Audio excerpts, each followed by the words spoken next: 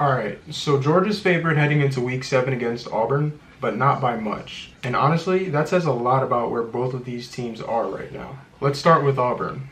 Hugh Freeze is under a lot of pressure. Since he took the job back in 2022, he's 14-16 overall and just 5-13 in SEC play. That's not what Auburn fans expected when they brought him in. So this game is huge for him.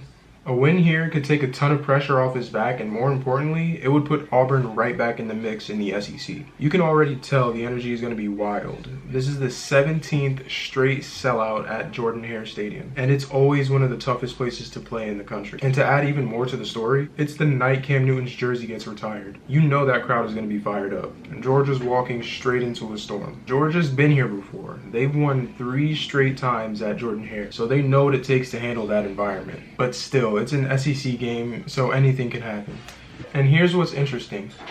Georgia's run game might be what keeps them alive again, just like it did against Tennessee and Alabama. That backfield has been the steady hand in some messy games this season. But what I really want to see is the defense getting into a rhythm faster. Against Tennessee, they struggled early and had to claw their way back.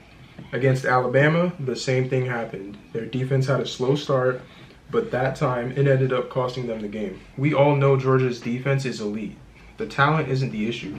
It's just been taking them too long to settle in. And against a team like Auburn, who's got a respectable defensive front and can grind the clock, that slow start could bite them again. If Georgia can't lock in defensively in the first half, we might be looking at another nail-biter or even a second loss on the season for Georgia. But if that defense wakes up early, I think they can control this one.